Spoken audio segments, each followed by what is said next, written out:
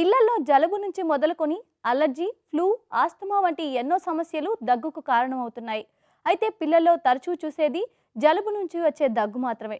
Viral ఇన్ఫెక్షన్లు దీనికి మూలం. సాధారణంగా ఇవి వాటంతట అవే తగ్గిపోతాయి. కొందరిని మాత్రం దీర్ఘకాలం వేధించవచ్చు. దీనికి కారణం అలర్జీలు, ఆస్తమాతో దగ్గు ముడిపడి ఉండడమే. పిల్లల్లో వచ్చే దగ్గు గురించి, చికిత్స గురించి మరిన్ని వివరాలు ఇప్పుడు తెలుసుకుందాం.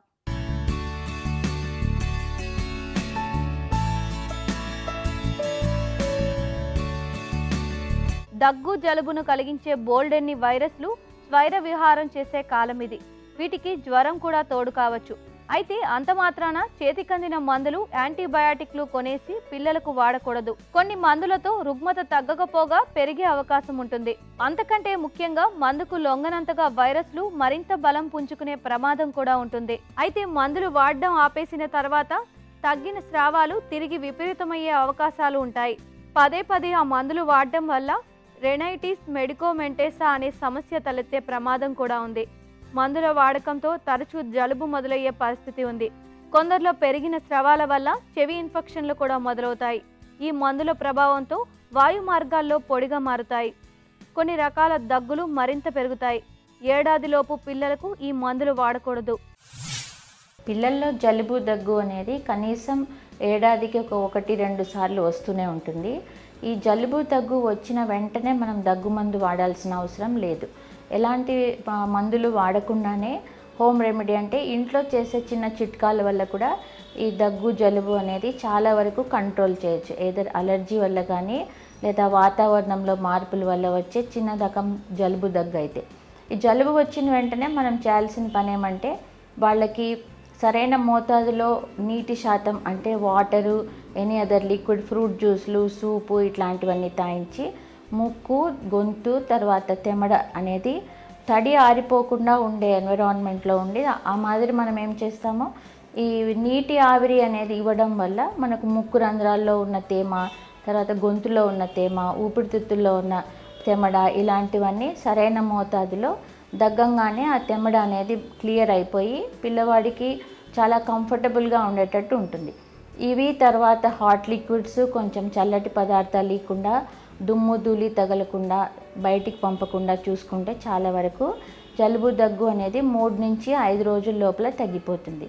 ఈ తర్వాత మనము ఏదైనా 2 రోజుల్లో జ్వరం వచ్చింది అనుకోండి, లేదా ముక్కు రంధ్రాలు బిగిచ్చేసి నిద్ర పట్టకుండా పడుకోగానే దగ్గు రావడము, ఒక్క రాత్రిలో 3-4 సార్లు వేసి దగ్గు వల్ల వాంతులు చేయడము ఇలాంటివి చేశారు అంటే అప్పుడు మనం దగ్గు మందు వాడాలి. ఈ దగ్గు మందులు చాలా రకాలుగా మనం అడ్వర్టైజ్మెంట్ చూస్తూ ఉంటాము, షాపులో కూడా అమ్ముతూ ఉంటారు. చాలా వరకు తల్లిదండ్రులు ఏం చేస్తూ ఉంటారు, దగ్గు రాగానే ఇది ఏదైనా పెద్ద సమస్య అయిపోతుందేమో అని భయపడి ఈ మధ్యకాలంలో మనం ఈ న్యూమోనియా అని, కోవిడ్ అని చూస్తూ ఉన్నాం కనుక వెంటనే ఎక్కువ అయిపోతుందేమో అని గబగబా మందులు తెచ్చి వాడేస్తూ ఉంటారు.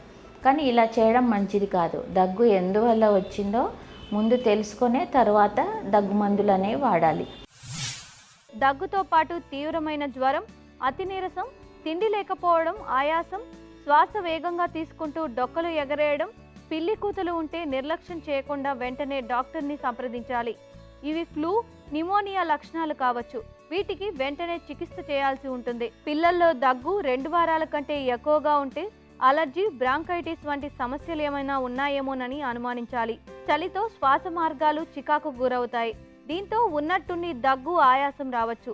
ఆస్తమాకు నోటితో పీల్చుకునే ఇన్హేలర్లు, ముక్కు అలర్జీకి ముక్కులో చల్లుకునే స్ప్రేలు బాగా ఉపయోగపడతాయి.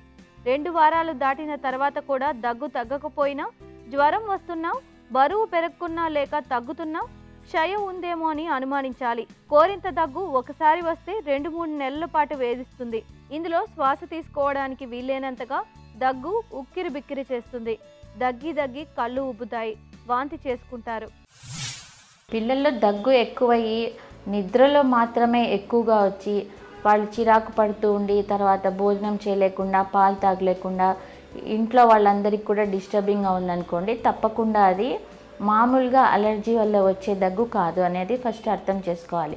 ఎప్పుడైతే మనకు ముక్కులో అలర్జీ కానీ లేదా ఈ కండ పెరుగుతుంది అంటాం, అడినాయిడ్స్ అనేది ఉన్నా కానీ లేదా సైనసైటిస్ ఉన్నా ఏమవుతుందంటే పిల్లవాడు పడుకోగానే అది ముక్కు రంధ్రాల్లోంచి వెనక భాగం నుంచి గొంతులోకి తెమడ వచ్చేసి వెంటనే అక్కడ అంతా కలెక్ట్ అయిపోయి వాళ్ళకి అది దగ్గితే కానీ క్లియర్ అవ్వదు శ్వాస తీసుకోవడానికి. అలాంటప్పుడు ఏమవుతుంది, మాటి మాటికి ఎన్నిసార్లు అయితే ఆ వెనకాల తెమ్మడ దిగుతూ ఉంటుందో అప్పుడంతా లేసి దగ్గుతూ ఉంటారు. ఇలా దగ్గు ఎక్కువగా వస్తూ ఉండడం వల్ల వాడు నిద్రపోవట్లేదేమో అనుకొని చాలామంది ఏం చేస్తూ ఉంటారు, కాఫ్ సప్రెసెంట్ అంటే దగ్గు రాకుండా ఉండే మందు వేస్తూ ఉంటారు. ఈ కాఫ్ సప్రెసెంట్స్ అనేవి కొన్నేమో నిద్ర పుచ్చి తర్వాత కాఫ్ కూడా తగ్గేటువంటి ఉంటాయి. దానివల్ల మగతగా పడుకునే ఆస్కారం ఉంటుంది.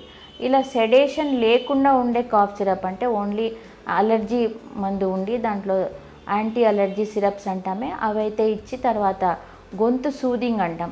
ఏదైతే థ్రోట్ సూదింగ్ సిరప్స్ అంటే అవి ఓన్లీ కొంచెం ఆయుర్వేదిక్ మెడిసిన్ ఉంటుంది, మెంథాల్ లాంటివి ఉంటాయి. ఇవన్నీ కలిపి ఓన్లీ గొంతులో ఇరిటేషన్ తగ్గిస్తాయి అన్నమాట. ఇలాంటివి సేఫ్గా వాడుకోవచ్చు. ఏ టైంలో అయినా సరే పిల్లలు నిద్రపోకుండా లేస్తూ ఉన్నారంటే అన్నిటికంటే సేఫ్ దగ్గుమందు లాంటిది కొంచెం గోరువెచ్చని నీళ్ళలో తేనె కలిపి తాగించడం, తర్వాత మీకు ఓపిక ఉంటే కొద్దిగా వాళ్ళకి ఆవిరి పట్టించడం లాంటివి చేయండి. కానీ ఈ నిద్రపుచ్చడానికి దగ్గు రాకుండా ఉండడానికి వేసే మందులు మాత్రము తగిన మోతాదులోనే వేయాలి. ఎస్పెషల్లీ బాగా నిద్రనే రాకుండా ఇంకేదైనా వేరే కారణాలు లైక్ కొన్ని అసిడిటీ వల్ల ఉంటాయి, కొన్ని ఏమో మనము హార్ట్ డిసీజ్ వల్ల కూడా పిల్లల్లో పడుకోగానే దగ్గు వస్తూ ఉంటుంది. ఈ దగ్గు వచ్చి వాళ్ళకి బొత్తిగా నిద్ర లేదు అనుకున్నప్పుడు కరెక్ట్ డోస్ డాక్టర్ దగ్గర రాయించుకొని వేస్తే పర్వాలేదు. కోరింత దగ్గు ఏ వయసు వారికైనా రావచ్చు. డిపిటి టీకా తీసుకొని పిల్లలకు ఇది మరింత తీవ్రంగా పరిణమిస్తుంది. ఇది త్వరగా వ్యాపించే రకం. అందువల్ల పిల్లలందరికీ డిపిటి టీకా తప్పనిసరిగా ఇప్పించాలి. దగ్గుతో నిద్రపట్టక పిల్లలు సతమతమవుతూ ఉంటే డాక్టర్ల సలహా తీసుకుని దగ్గు మందులు వాడాలి. పిల్లలకు సాధారణ జలుబు, దగ్గుకు వాడే మందులతో మేలు కన్నా కీడే ఎక్కువగా జరుగుతుంది. ఈ మందులు తాత్కాలికంగా దగ్గు నుంచి ఉపశమనం కలిగించవచ్చు, కానీ పూర్తిగా దగ్గును తగ్గించలేవు. ఆవిరి పట్టడం, తులసి రసం తాగించడం వంటివి చేయడం మంచిది. వీలైనంత వరకు పిల్లలు చలిగాలికి తిరగకుండా చూసుకోవాలి. దగ్గుకు నీరు మంచి మందు. ఇది శ్లేష్మం మృదువుగా అయ్యేలా, తేలికగా బయటకు వచ్చేలా చేస్తుంది. అందువల్ల కాస్త పెద్ద పిల్లలైతే గోరువెచ్చని నీళ్లు తాగేలా వారిని ప్రోత్సహించాలి. కొందరు పిల్లలు బాగా దగ్గుతూ వాంతి చేసుకుంటూ ఉంటారు. జలుబు, ఆస్తమాతో బాధపడే వారిలో కొన్నిసార్లు జీర్ణాశయంలో కఫం ఎక్కువగా చేరుతుంది. ఇది వికారానికి దారితీస్తుంది. వాంతులు తగ్గకపోతే జాగ్రత్త పడాల్సిందే. పిల్లల్లో దగ్గు మందులు వాడడం అనేది చాలా కామన్గా చూస్తూ ఉంటాము. దీనివల్ల మనం ఏమవుతూ ఉంటుందంటే దగ్గరలో ఉన్న మెడికల్ షాప్కి వెళ్ళి తీసుకొని దగ్గుమందు వాడడం అనేది చాలా తరచుగా మనము తటస్థపడుతూ ఉంటాం.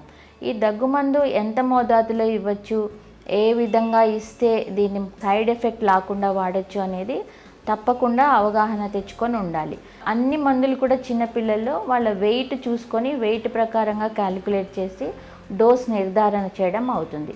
ఇలా కరెక్ట్ డోస్ రాయించుకొని వాడితే మాత్రం ఎలాంటి సైడ్ ఎఫెక్ట్ ఉండదు. అలా కాకుండా మనం ఏదైనా మనము హెల్ప్లెస్ కండిషన్లో ఉండి లేదా మనం పోలేని కారణాల వల్ల డాక్టర్ దగ్గరికి వెంటనే వెళ్ళి ఎమర్జెన్సీ మెడిసిన్ తెచ్చుకుంటాం అనుకోండి, వీలైనంత వరకు తక్కువ మోతాదులో వేసి నిదానంగా దగ్గు తగ్గినా పర్వాలేదు. అలా అని చెప్పి మనం వెంటనే తగ్గాలనుకొని ఫ్రీక్వెంట్గా 1-2 గంటలకు ఒకసారి వేసేయడము లేదా మొదట్లోనే ఎక్కువ శాతం మంది వేయడం లాంటివి చేస్తే మాత్రం తప్పకుండా ఏదో ఒక కాంప్లికేషన్ వచ్చే అవకాశం ఉంటుంది.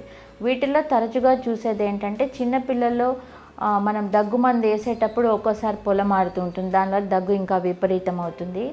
రెండోది వచ్చేసి దీనివల్ల చాలా తడి ఆరిపోయి డ్రైనెస్ వచ్చి విపరీతంగా ఏడుస్తూ ఉంటారు.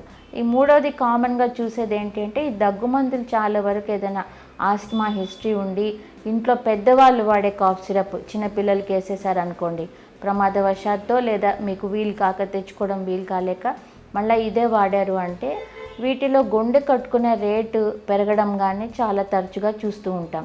ఒక్కోసారి ఏమవుతుందంటే పిల్లవాడు గబగబా దగ్గుమందు తాపిచ్చేసిన తర్వాత బిగ్గరగా ఏడ్చేసి వెంటనే ఒక్కోసారి ఫిట్స్ రావడం జరుగుతూ ఉంటుంది. ఒక్కోసారి ఏమో వాళ్ళు స్పృహ తప్పి పడిపోవడం కూడా చూస్తూ ఉంటాం. డాక్టర్ని సంప్రదించి ఎంత మోతాదులో వేయాలి, అదే కరెక్ట్ డోసేజ్లోనే వేస్తే ఎలాంటి సైడ్ ఎఫెక్ట్ రాకుండా కాపాడుకోవచ్చు. పిల్లల్లో దగ్గు, జలుబు కనిపించిన వెంటనే మందులు కొనేసి వాడకుండా ప్రథమ చికిత్సతో వాటిని సహజ సిద్ధంగా తగ్గించే ప్రయత్నం చేయాలి. అందుకోసం రోజుకు 2 నుంచి 3 సార్లు వెచ్చని తేమతో కూడిన గాలి అందేలా చూడాలి. ముక్కు దిబ్బడ ఉంటే నాసిక రంధ్రాల్లో 2 నుంచి 3 చుక్కల సెలైన్ నోస్ డ్రాప్స్ను వేయవచ్చు. తక్కువ పరిమాణంలో ఎక్కువ సార్లు తినిపిస్తూ ఎక్కువ ద్రవాలు అందిస్తూ ఉండాలి.